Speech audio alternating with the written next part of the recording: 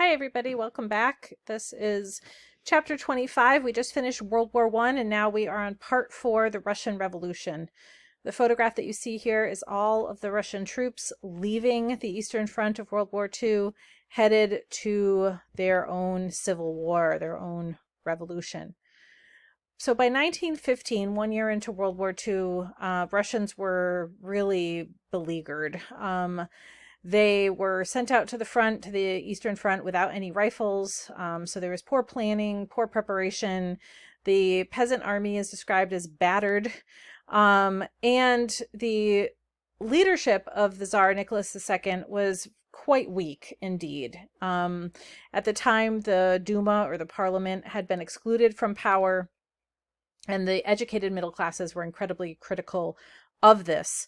So a progressive bloc emerged of conservative to moderate socialist parties. They formed and got together and said, we want a Duma, as we see here, and certainly, we want the Duma to be in charge of the government.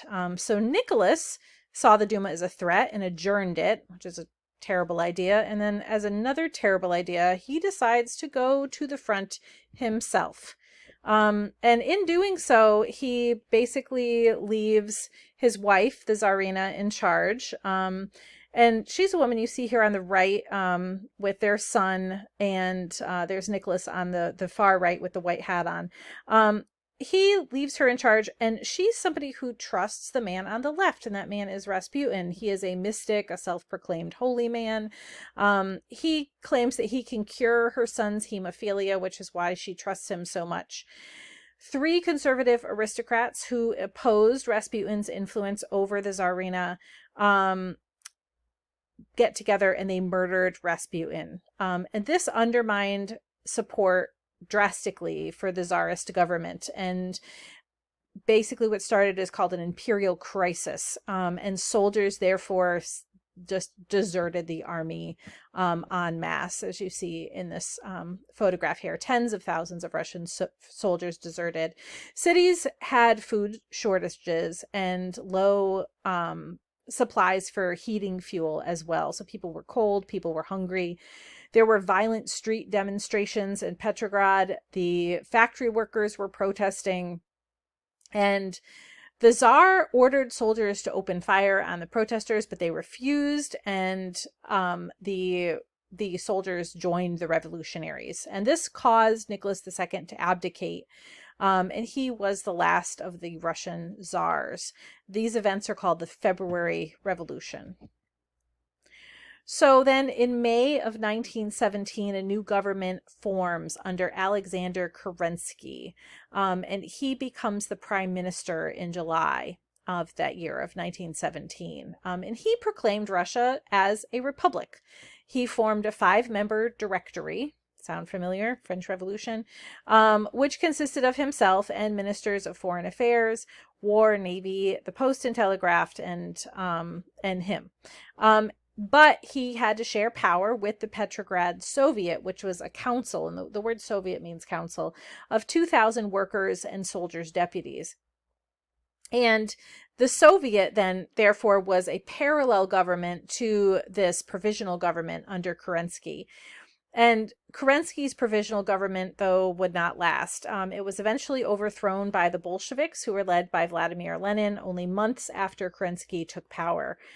And so sometimes it's helpful if we look at the provisional government versus the Petrograd Soviet. So the provisional government under Kerensky, moderate constitutional Democrats, mostly middle-class leadership, a very liberal agenda, right? Lots of Enlightenment kind of ideologies. They wanted a parliament and a democracy. They called themselves a republic.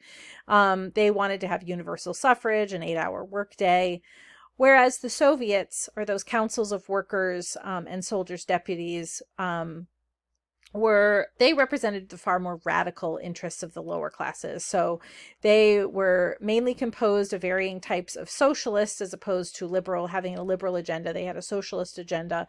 And they issued the Army Order Number 1, stripping officers of their authority. They put power into the hands of common soldiers through elected committees. This is a far different way of ruling than Kerensky and his provisional government, which of course would fall in July of 1917, because sharing power between the Petrograd Soviet and the provisional government wasn't working. This dual government system didn't work for Russia.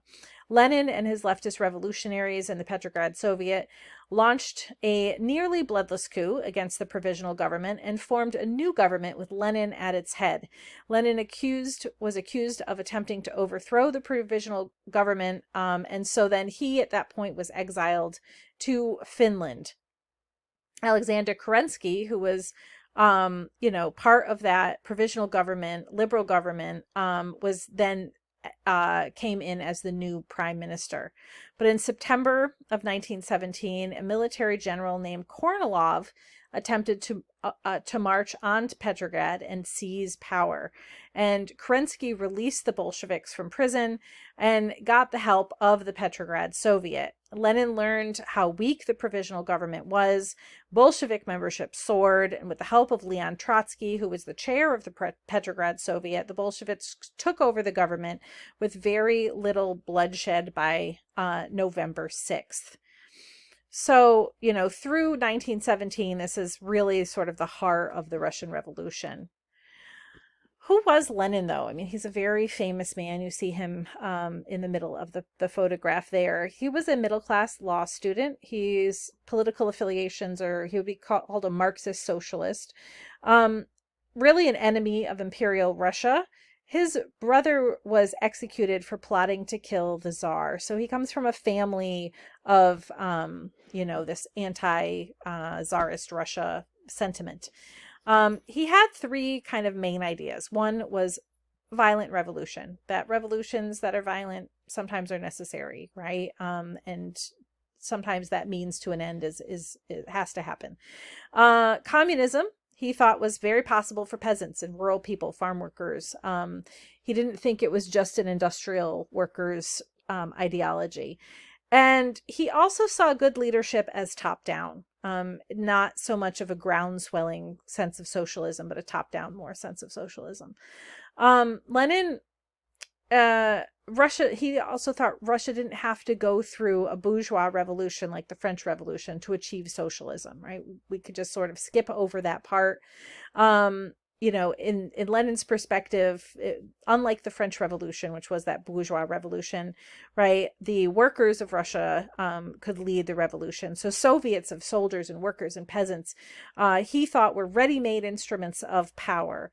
Bolsheviks should control these three groups and use them to overthrow the provisional government.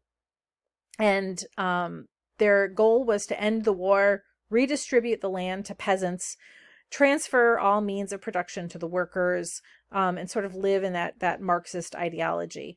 Other Marxists challenged him. There were divisions between Bolsheviks and Mensheviks as well. So the Mensheviks were the minority. They wanted the Social Democrats to be a mass electoral socialist party based on a Western model, kind of like the German Social Democratic Party or the SPD. They were willing to cooperate in parliamentary democracy, and they wanted socialists, ultimately a socialist state. The majority party, the Bolsheviks, though, were a faction of the Russian Social Democrats, led by Lenin. They were Marxist, anti-Tsarist. And when he came back from exile, back from Finland, he believed that activists should be a small group of professional revolutionaries. Again, this top-down style leadership. And one of the pieces of propaganda I just wanted to share with you here, right? Plow and hammer are brothers, right? Long live the union of the farmer's plow and the workman's hammer, right? So that socialism is for rural workers as well as industrial ones. The communists also, and Lenin issued what was called the Decree on Land. So Bolsheviks soon renamed themselves as communists. And Lenin declared that land was nationalized as his first law, and he turned it over to rural land committees. And this assured peasant support by ratifying their previous seizure of land. He then turned over control of factories to urban workers' committees. So he is going over the heads of the bourgeoisie in both of these actions, right? Those bourgeois landowners or aristocratic landowners and those bourgeois industry owners, right? The factory owners, right? And he's just saying, look, the land in these factories are going directly to the workers. All of this instills the Russian Civil War. So bourgeois and aristocratic liberals were very opposed to the Bolsheviks. There also was a group of anti-Leninist socialists, mainly the Mensheviks and some other social revolutionaries. So the Bolshevik army during the Russian Civil War is called the Red Army. Okay, and you can see the dark red part of the map here is under Bolshevik rule. And they were forced to fight on many different fronts. If you look at this, they're sort of getting attacked from all sides, right? You can see with the arrows, the blue arrows coming into them. The White Army is the opposition army, and they moved westward from Siberia first. Okay, and attacks also came from Ukrainians who made it almost to Moscow. And in 1919, 3 separate white armies were advancing inward. So the Bolsheviks really were, sort of being attacked from all sides. But by 1920, the white armies were defeated. And despite, being attacked by all sides, the Bolsheviks retook Ukraine. Later, the communist regime took the lands of Georgia, Armenia, and Azerbaijan. The royal family of Nicholas was exiled and then killed by members of a local Soviet. And the quote here blames Lenin for that. Trotsky was largely responsible for the good organization of the Red Army. And soldiers who deserted or disobeyed were executed. So that they had more order within that communist military. The Red Terror policy of the Red Secret Police, called the Cheka, executed thousands who were accused of going against this new regime. So one of the things, and I'll leave you with this question really, is, how much of this is related to the French Revolution? What are the similarities? What are the differences? That is a big question in AP Euro. And Leon Trotsky's diary here says, my next visit to Moscow took place after the fall of Yekaterinburg.